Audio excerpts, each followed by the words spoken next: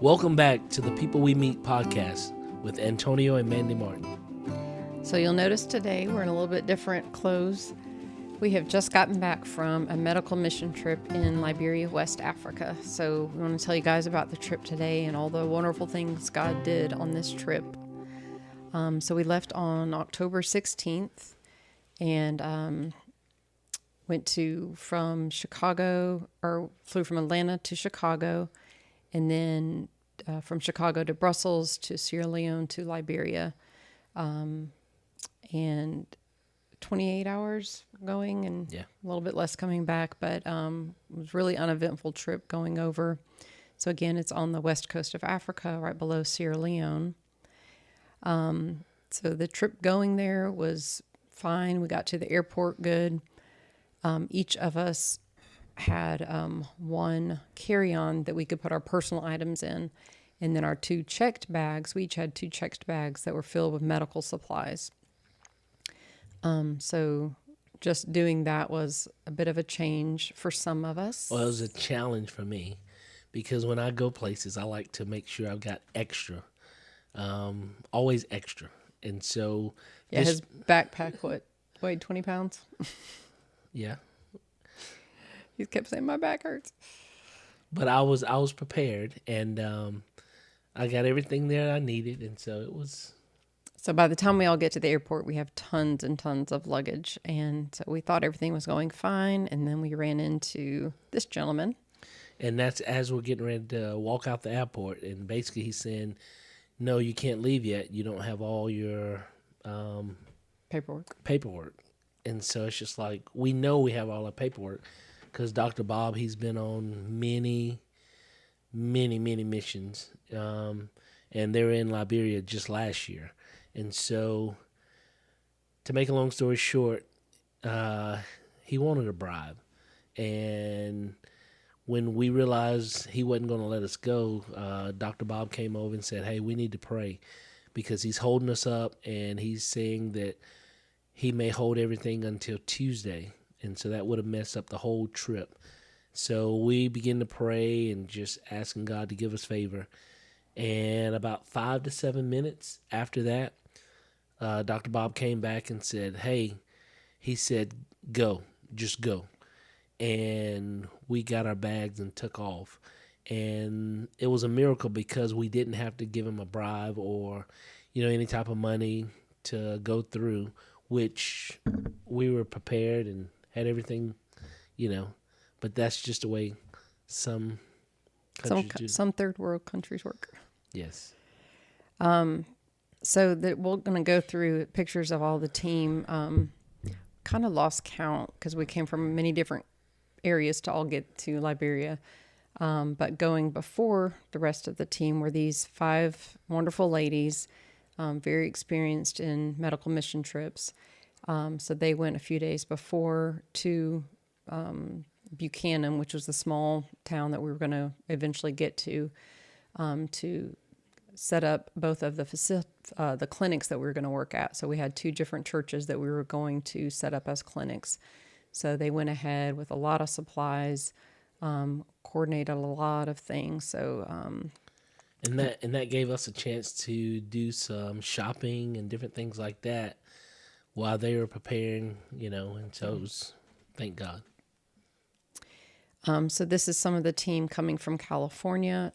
Dr. Bob is, so again, he's the medical director or the director of this mission group. He's first started his first medical mission team in 1998. And since then, I think every year he's been on at least 1, but usually 2 trips per year to South and Central America, usually in the spring, and then Africa in the fall.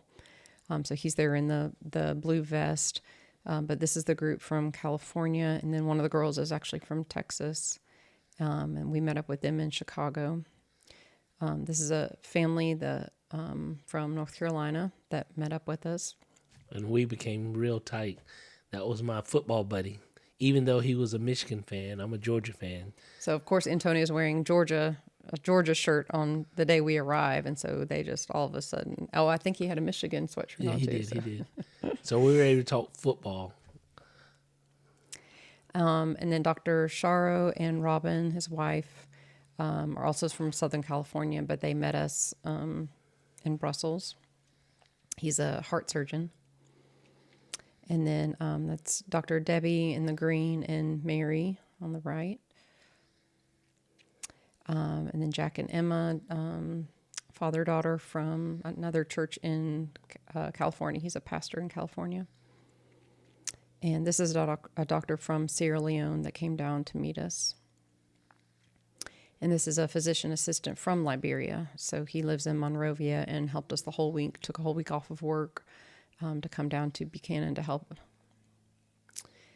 And then this family is the Bells, Desmond, Matilda, and Beverly Bell from the pastor in France. So they came down from France. They're originally from Sierra Leone. Yes. So. And thank God he was there, because like when we were trying to get through, he actually helped get us through when we were held up. And then we had several pastors come to help out for the whole week. So again, they left their home for a week from Monrovia. And this is the pastor from Buchanan. And then one of these is the pastor from Sierra Leone. So God, this is when we all got together from all the different countries. This is what we ended up with. I think this is everyone. Yes. So doctors, nurse practitioners, physician assistants, nurses, people that worked in the pharmacy, crowd control, plumbers, jacks of all trade. So the first weekend we went to Monrovia, which is the capital, and we stayed at the nicest hotel in Monrovia, and we kind of came to that conclusion Saturday night when we were sitting there eating dinner, and all of a sudden these police cars drive up and all these bodyguards walk in, and we thought, what in the world's going on? Yeah, what's going on? And they were setting up on the other side playing a lot of 80s, 70s music and different things American like that. music, yeah. American music. And so, we're kind of grooving to it and different things. And then they came in, it's like, what's going on? So it is the president of the country. His daughter's birthday was that weekend. So she walked in, and Antonio, of course, got a picture with her. Yeah, they were celebrating her birthday. And so we kind of got in on it. And then they asked who we were, because we kind of stood out a little bit. So Dr. Bob explained that we were on a medical mission trip, and they asked him to speak. So that was really neat. He got to tell about our mission. So although this was the nicest hotel in Monrovia, we opened up the window and... Yeah, looking out the back window. This is our view. And it's like, whoa. I was so glad it had bars on the windows, and that gives you a good picture of just outside of those grounds. And we had people like basically protecting the whole hotel, different things like that. Yeah, there are guards all around. And so... And then we were able to go to the market in Monrovia. So we want to do some souvenir shopping. So they just had a lot of clothes and that picture right there, it's like that was probably the earlier part of the day.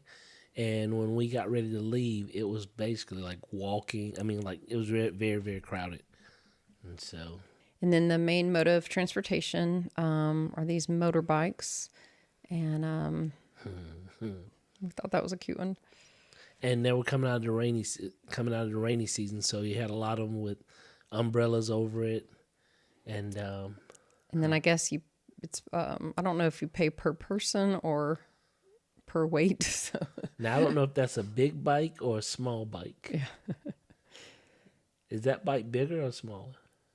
That one looks a little longer. Okay. And then the other mode of transportation is what they call a KK. And so people that would come to the clinic usually use either the motorbike or the KK. And one interesting thing about the motorcycles, a lot of people that came through the center basically had been in accidents. And so I think you treated at least, 3 or 4 people that had been in accidents. And the driving there, it was like chaos. And then Sunday, we got to go to the Door Church, which is part of our Christian Fellowship churches. So this is where the team went last year. So we got to visit them again. And that's Pastor Jurger, Children's Church. And this is their worship service. So we really like the dancing and the beautiful music and the beautiful colors. They're all dressed very beautifully. And I just want to let you know out there is no AC. It was, But they're all acclimated to it, so it doesn't seem to bother people there. But well, it was just, you look at it and, we're out of our comfort zone because we're sweating and, different things like that. And so we take a lot of things for granted. And they were opening a new school, so they asked the visiting pastors to pray for the school children. So again, we had flown into the airport, went to Monrovia for the first couple days to visit the church there. And then after church on Sunday, we drove down. It was about 60, 70 miles south, but because of the roads and the driving, they just drive a lot differently than we do. A lot different. It took 3 hours to get there, but the roads are really bad. A lot of dirt roads and potholes. And one of the amazing things about our trip coming in, we had a police escort that night.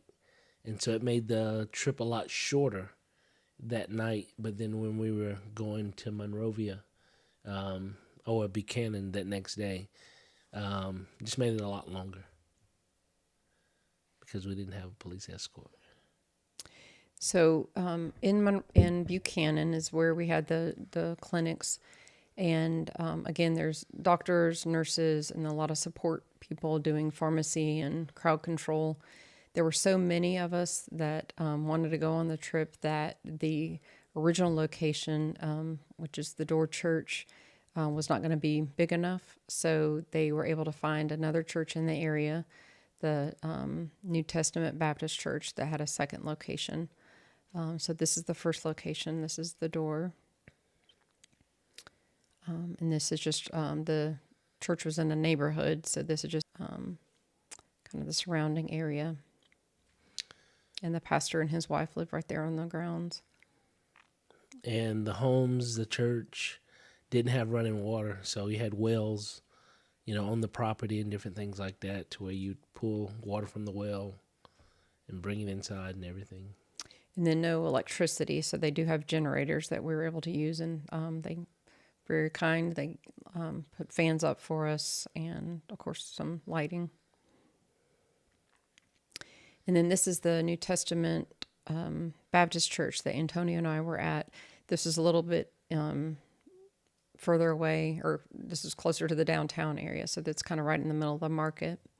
But it was a larger sanctuary, so we were able to set up the clinic here. And the thing about this is the churches, they were probably no more than 3 miles apart. But the crowd of people, the crowds, you'd have thought we were like miles and miles away because we had a good bit of people. But big crowds at both locations. And we were able to buy a lot of supply or medications from Europe and then have them shipped to Sierra Leone, and then the pastors from Sierra Leone drove them down to Liberia. And then this is the Door setup. So when we arrived Monday, the clinic had been advertised word of mouth and then also on the radio. So we drive up and there's already people waiting. A lot of people, which is good.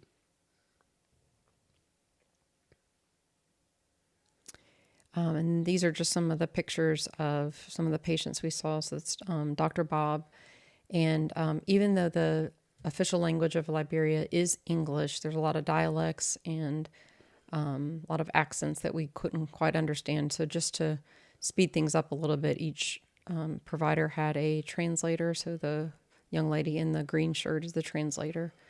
And they were awesome. They also took the whole week off of work or, just and they were there every time we got there each morning. They were there ready to work, great attitudes, very, very helpful.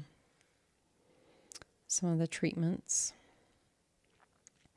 And then this is an example of, Dr. Bob really talked to us about, not just ministering to people medically, but also praying for people. So people, the goal was to, as much as possible to pray for our patients. Antonio and Pastor Bell and the other pastors would pray for them, sometimes outside. Once they came in, the triage nurse would pray, the providers would pray. When they would come see me in the nursing station, I would pray for them. They would pray at the exit. And so the team member standing, her name is Naomi. We call her Mimi. She's a nurse practitioner. And then Dal is squatting there praying for this lady. So this kind of brings up really a miracle that God did. So on Friday night, we had a dinner at the end of the clinic. And Mimi stood up and gave a testimony about something that had happened that day. So a woman had come to the clinic that day, and we'll just call the woman Mary. So Mary had heard about the clinic 5 hours away, had heard about it on the radio, and there was advertised that there's doctors visiting, a free clinic, and then also there would be prayer for people. So somehow Mary got to Buchanan, drove 5 hours, somehow got there, and Mimi saw her as a patient. And on her triage paperwork, it said, coming in for high blood pressure, and then she is blind in her left eye and wants to be seen about that as well. So Mimi was talking to her about her blood pressure, prescribed some medications for it, and then was talking to her about her blindness. And this had happened a few years before. The woman had been in an accident, had not been able to see out her left eye since then. So Mimi went from being a nurse practitioner to changing gears real quick and becoming a prayer warrior. Yeah. And she just said, okay, as a nurse practitioner, I can't do anything about your eye, but God can. And so Mimi laid her hands on her, prayed for her, and then Mimi covered Mary's right eye, her good eye, and held up some fingers in front of her left eye, and Mary started to say, I can see your fingers. And then Mimi was still holding her hand on her right eye, and Mimi looked away to talk to someone real quick. And before she knew it, Mary was saying, I can see outside, I can see people. Yeah. So right then, God did a miracle, and it just shows, the faith that this lady had coming 5 hours for prayer. And then Naomi just switching from being medical to, saying, hey, I can't heal you, but God can. And so just that was really awesome to hear. Yeah. God stepping in. We're limited in what we can do as providers, but God stepping in. And then actually Dr. Sharo in this picture, he had a similar story. He was... lady came in with her adult son, a young man who had not walked or talked for several years, could not walk on his own. He had to have assistance walking, but was mute for several years. And kind of the same thing, Dr. Sharo said, I'm not a neurologist, but God can heal you. And so Dr. Sharo prayed for him. There's another pastor there. They prayed for him. Right after they're done praying, this young man started talking for the first time in years. Yeah. And then the next day, the mother came back to the clinic to say that for the first time again in many years, that her son had walked into the kitchen by himself that morning and sat down for breakfast and had been talking ever since the day before. Yeah. So again, it was God stepping in, right in the middle of our clinic. So that was awesome. And the thing about the clinic is they're looking to us for miracles. It's like they're looking to us for hope. And they're like coming miles away. It was just amazing just to see their faith, believing that, hey, these people are going to give us hope. Yeah. And then Dr. Debbie is, so actually this is another miracle, a little bit different. Yes. But so Dr. Debbie is a retired pediatrician from Southern California. This is her first time on a medical mission trip and her first time in Africa. And so she did amazing work. From Monday morning, literally, as soon as we got there, there was a baby waiting on us. She started seeing patients. One day she saw 40 patients, just barely even took a lunch break. She was just wanted to see everybody she could. Very kind, tenderhearted person. So what God did in her life this week was amazing. So again, this Friday night after the clinic was all over, several people stood up and kind of told what God did in their lives that week. And she said that she had wanted to come on this trip and just had this burning desire to come. But some of her colleagues were kind of discouraging her from coming. And in fact, one of them had said, I'll give you a letter of excuse. You just do not need to go on that trip. And she said, no, I'm going. And she also said, one of them basically said, well, I'll give you your money back. Whatever you spent to go on this trip, I'll give the money back to you. Yeah. And but she was determined. She was coming. Yeah. And one thing she said, she was like, she didn't know if this was going to be her first or last, medical mission trip. Yeah. And so that's what, her desire to come was just, and she was very anxious about coming. So, even though she was anxious, even though people were discouraging her, she still came. So that was on that Friday. So the day before, we were at a dinner. We're all kind of sitting down together, and some people were sitting with us, and someone just happened to ask her, hey, Dr. Debbie, where do you go to church? And she just looked at them. She said, I don't go to church. And she said, but you guys all kind of seem to know each other. Like, do you all go to church together? And we explained, we know each other from our fellowship of churches. We kind of know of one another, but we don't all go to the exact same church. So we conversation changed, but then the next couple of days, she and I were able to talk several times. And a couple of days later on that Saturday, I said, Debbie, we talked about church some, but, even more important than going to church is having a relationship with Jesus. And so I kind of told her what Jesus had done in my life. I got saved, over 30 years ago, and he changed my life. And it's the love of God that, sent his son to die for us. So just kind of a simple gospel message. So that was on Saturday. And then we all went to church, and we're jumping ahead, but we all went to church on Sunday after the clinic was done. And so Sunday morning in Buchanan, Liberia, Africa, halfway around the world from Southern California, Debbie gave her life to Jesus. Yes. And I had the honor of praying with her at that church service that morning. And when we finished praying, I felt the love of God all over her. And my first thought was, Debbie poured into these people all week. She was expressing the love of God, even if she didn't know that's what it was. She was expressing the love of God to these people. And I think what happened, and this is just me outside looking in, I think what happened is God poured out his love on her, and she experienced the love of God like she was giving to these people all week. And it was just amazing to see. And afterwards, I have a picture somewhere of her smiling after this service. She's holding another baby, of course, and this just the joy on her face. And we've been able to talk since then. And she's been going to church now back in California, and bought her first Bible last week. Yes. And she's really thinking about doing more missions. So another incredible miracle. Well, she said this wouldn't be her last. Yeah. That's what she said. This was either my first or my last. So it was definitely not her last. So looking forward to, and hopefully it's not our last either. So hopefully we'll be, Dr. Debbie will be with you on the next one too, hopefully. Yes. Okay. So back to kind of the patient care. So I really like wound care. So this is fun for me.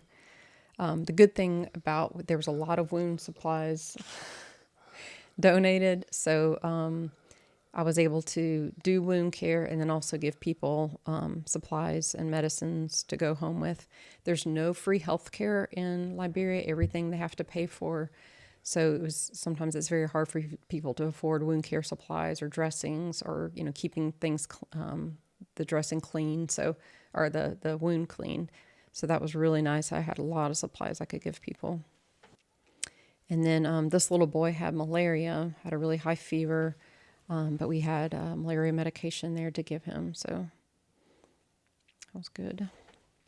And then also the eyeglass. You saw some of this when people got new reading glasses and they could see really well for the first time. So they had big smiles on their faces.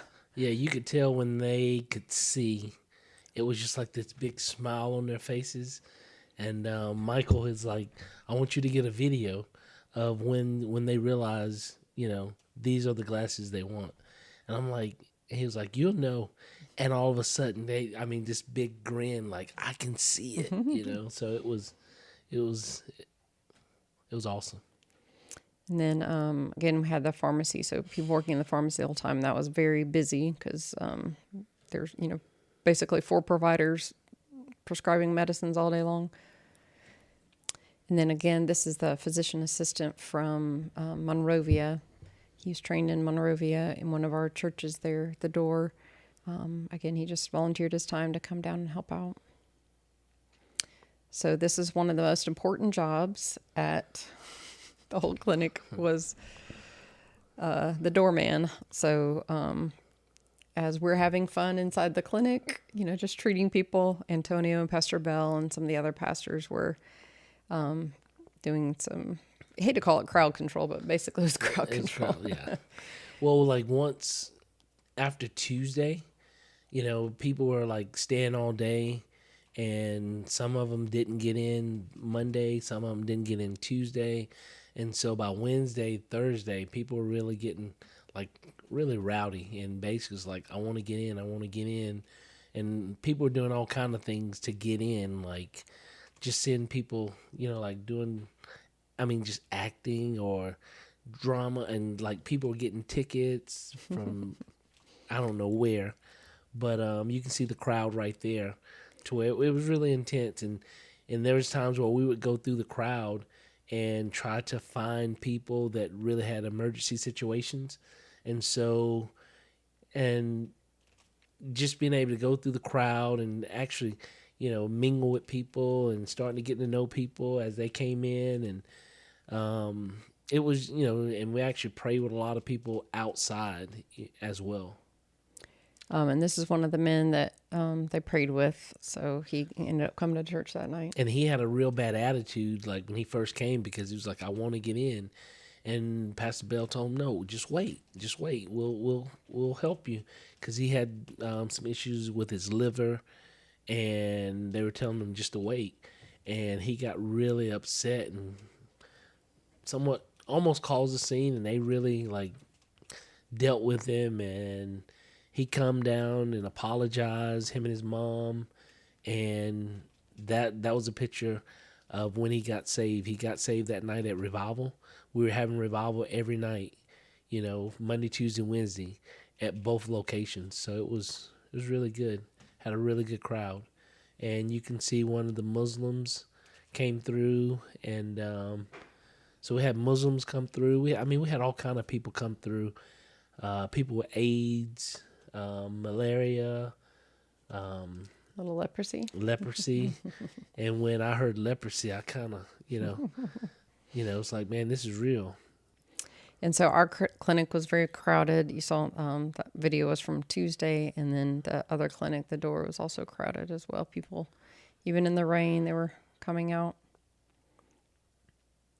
So this is one of the services that we had at the Baptist church each night. So they were very gracious, allowed some of our pastors from our churches to come preach each night. And it's the altar call that many people answer the altar call that night. And then this church was a little bit different than we're used to, but when you give your offering, you go to the front of the church and you get in a dance line.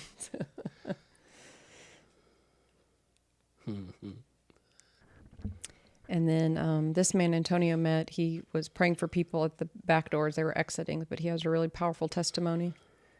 Yeah, he was basically, he was a Muslim for a number of years, and basically said one night he was in his room and just heard God telling him, you're not right. You need to get right.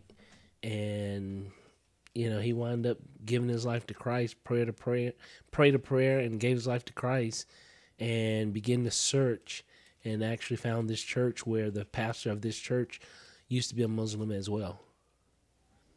And that couple right there, she was pregnant, and they were dating, and I was just dealing with them about, as far as getting married.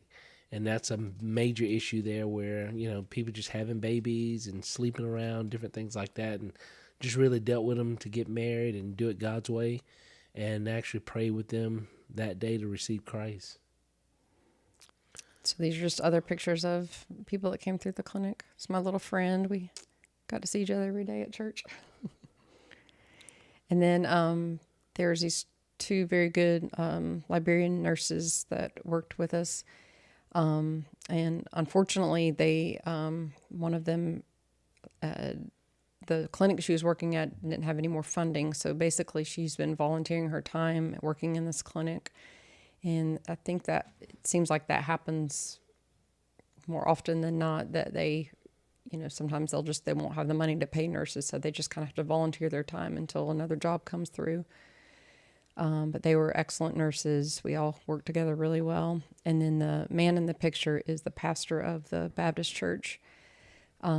So all four of these were living in Liberia during the Civil War in the 1990s. So Sierra Leone and Liberia both had civil wars around the same time till about the year 2000. And so they told stories of living through that. So the nurse sitting next to me, when she was 17, when the rebels came to her village, and she had to hide, she had to run away, and I won't go into the details, but her family was abused very badly, and she ran away and hid in the coconut fields for a few days until the rebels left. And then her mother almost died from that.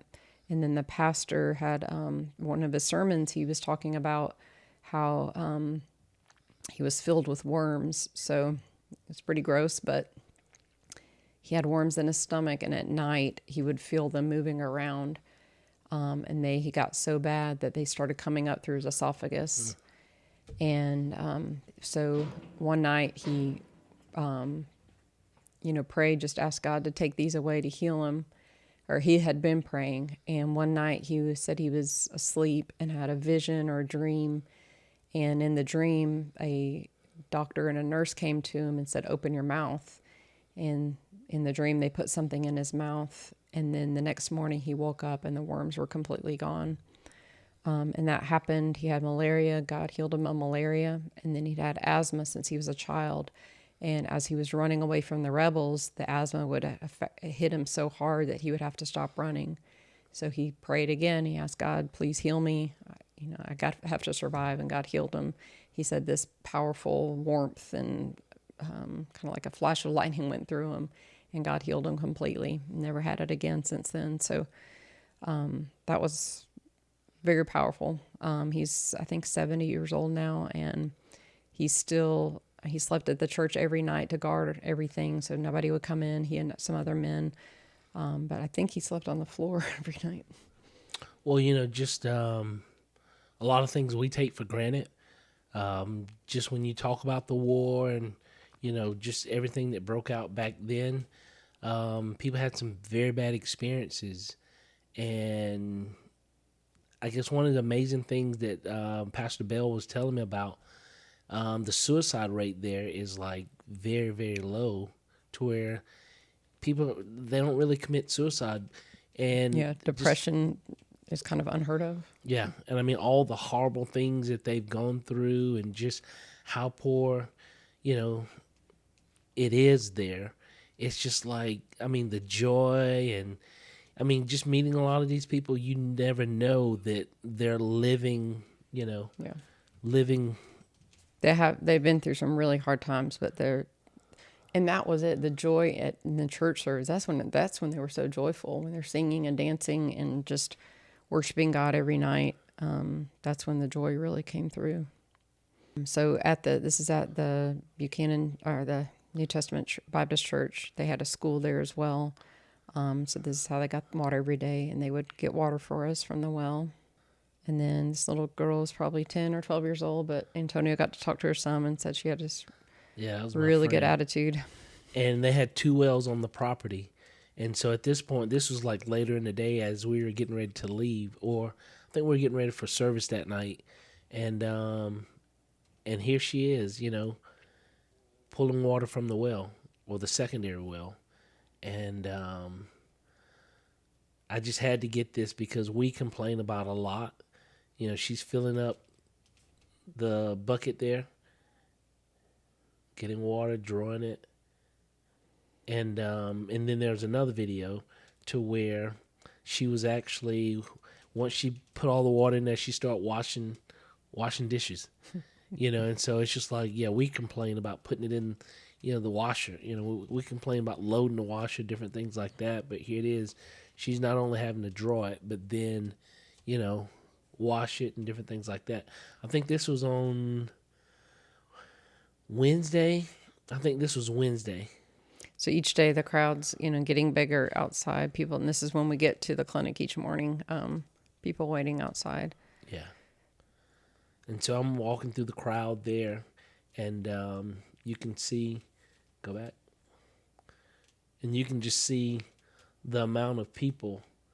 It was pretty intense, but now people are starting to get knowing that they may not get in, and so people are starting to get desperate, wanting to get in, or just, hey, come and see me. And it got to a point where we start taking pictures of different people and trying to get them medicine and different things like that. And so it was pretty intense.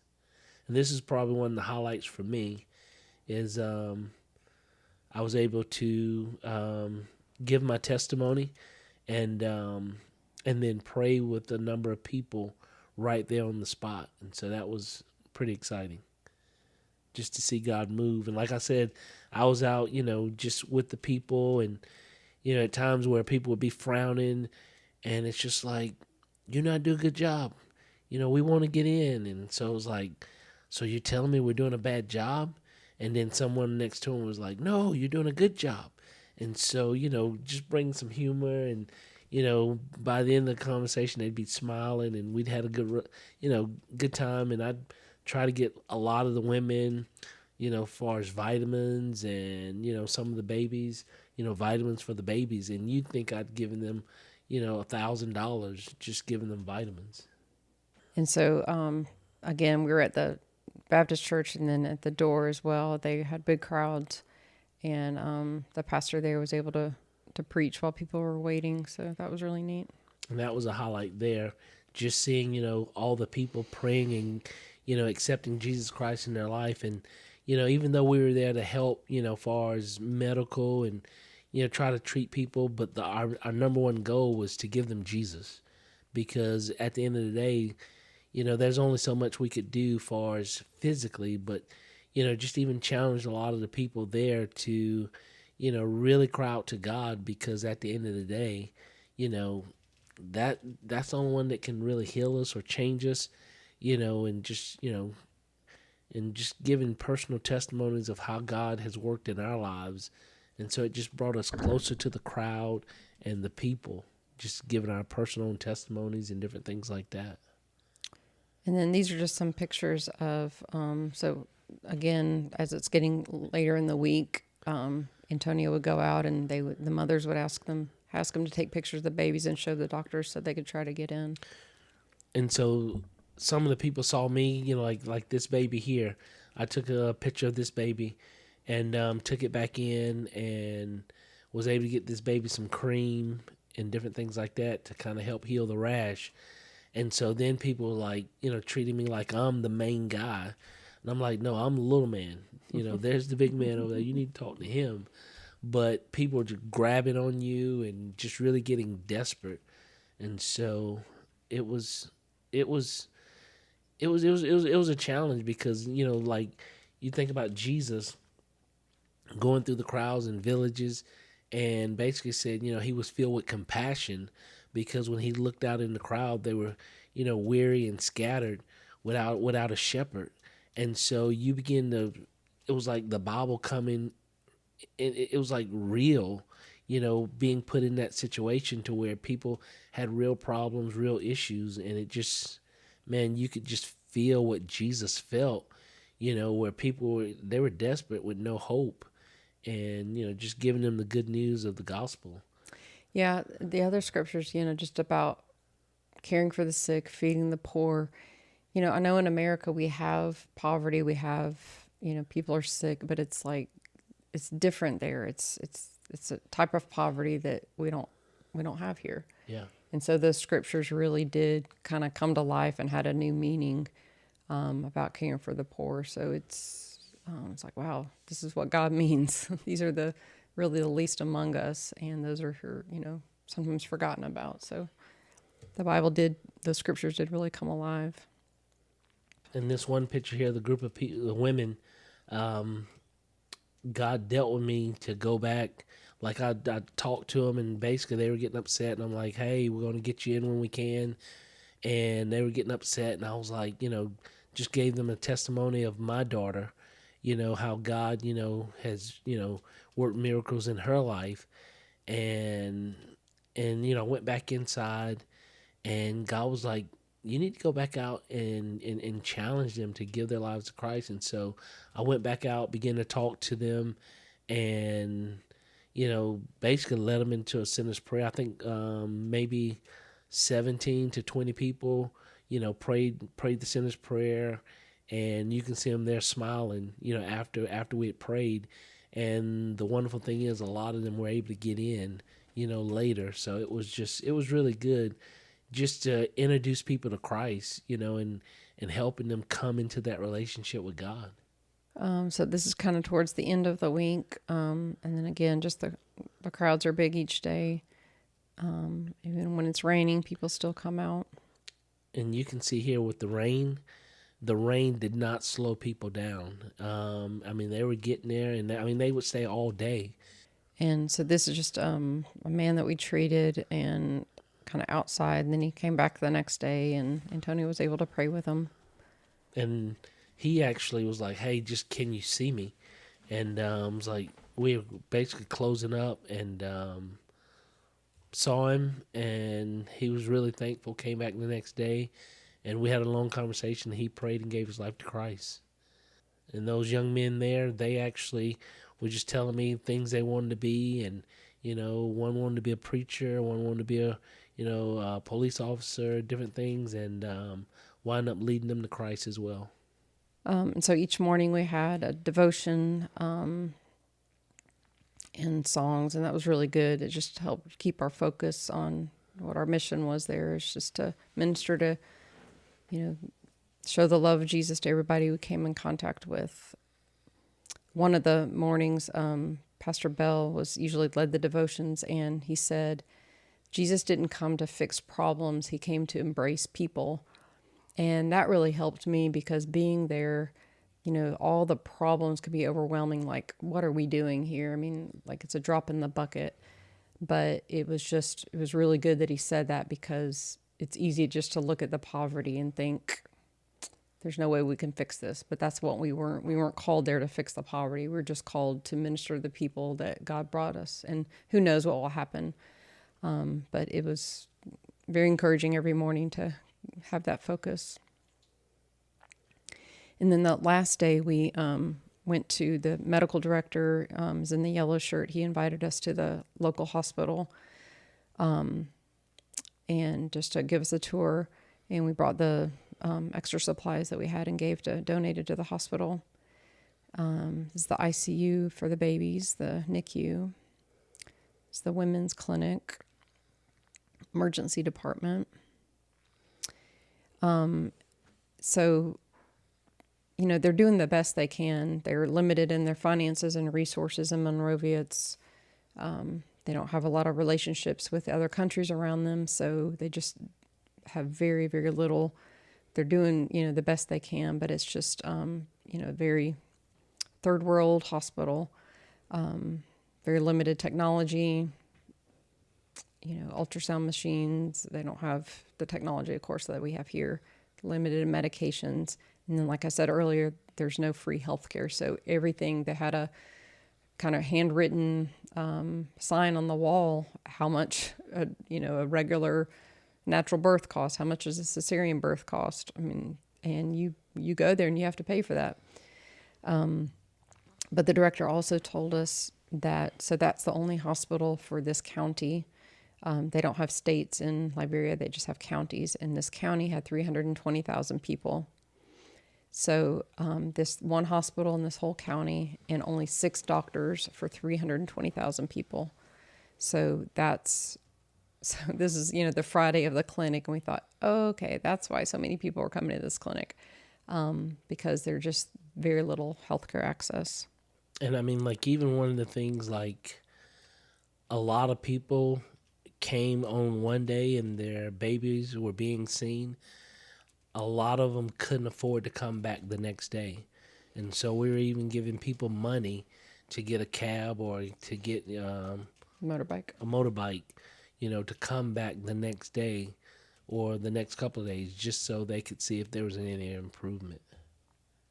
So the last day of the clinic is when we went to the hospital, and then we had there's only flights out of Monrovia every few days, so or out of Liberia. So we stayed a couple extra days, and we're able to go down to a really pretty beach. It had some nice trees and fishermen. But to get there, it was like 45 minutes dirt road, and the dirt road was really, really bad, but the beach was nice. And then on the Sundays when we got to go to the Buchanan Door Church. Again, so this is the end of the pictures, but, this trip really meant a lot to me. I've been wanting to do this for a long time. So we, I guess since I was 10. Yeah. And that was my thing. It was like, I'm not, a nurse, doctor, or, medical. I'm a plumber. And my number one goal of wanting to go was to bless my wife, because this is something she's wanted to do for years. And with kids, family, and there's a couple times where we were going to go on, trips to Africa, and they got canceled. And so the opportunity opened up, and it was just like, we're going, and just to give back to her, because I've gone through a lot of medical issues, over the years, and she's really looked after me, taken care of me, and so I just wanted to give back to her and bless her, because I know this is something she always wanted to do. So it really was just about a perfect trip, and we've learned so much, and that was kind of our goal, was just to get in there, do what we could to serve and help, but really just learn, about the culture, about the people there, and then how could we help going forward. So hopefully, we're not sure of how exactly we want to help, but we definitely want to continue to do similar mission trips or fundraising for the mission trips. There's just so much need there. But wonderful people, joyful, kind, and one more quick story. The Friday of the clinic, this young mother came to me, I gave her an injection, and then I was praying for her. And the problem was that her baby was very malnourished, and the baby was malnourished because the mother was malnourished. She was eating one meal a day and pretty much just eating rice. So was not producing enough milk to feed her baby. So as I was praying for her, the love of God, the presence of God was overwhelming. And God just spoke to me. This is my daughter. I love her. I see her. And, maybe the world's forgotten about this, 16-year-old mother living in Liberia, but God sees her. And, just the scripture came to my mind that just like God sought out the woman at the well. She was a Samaritan, and God, the woman with the issue of blood, Jesus stopped and to minister to her. And so God saw this young girl and loves her. And so we came up, after I was done praying, I talked to a couple of other people, and we came up with a good plan. Hopefully, the plan was if she would come to church, we would provide formula to the pastor of that church, and he would be able to give her formula each time she came for the baby. So even though that was just one person, God really helped us in that situation, gave us a good plan for her. But, it just gave me ideas about, how to help in the future. But the main thing was the love of God for this young girl. And just that happened over and over. God loves these people. He cares for them. And so it was just such a privilege and honor to, show the love of God to these people. And I guess for me, it was like loving them, God loved us. And basically just seeing, like, here in America, you see poverty or, just, people that have needs, but the needs were so great there to where it was just, to me, the Bible came to life, because all of them had was, a lot of them had was just hope, hoping, and praying for miracles. And, we did experience miracles and different things like that, but they were so open to the gospel because they didn't have much. And so it was just a privilege. Me personally, I know I prayed with at least, group setting personally, at least 50 people to give their lives to Christ. And, I'm excited to see them again in heaven one day, and I think, we're going to try to go on more mission trips. And I mean, just so many things we take for granted, like one girl, she was wanting, to get her diploma, to graduate, and it took like $300 American, and it was just, but she couldn't afford it. And so just things they can't afford that, like to us, it's no big deal. Yeah. And so it was really an eye opener where God got a hold of our hearts, and we want to do more in the future. So thank you to Santa Monica Lighthouse Medical Mission team. Dr. Bob. Dr. Bob, Dal, Allison, Jane, Naomi, all of you guys. What a privilege to serve with you guys, and everybody who went on the trip. It was just a perfect group, and everybody loved each other, served each other. So it was just an amazing time. So thank y'all so much for letting us go. We hope to see y'all again soon.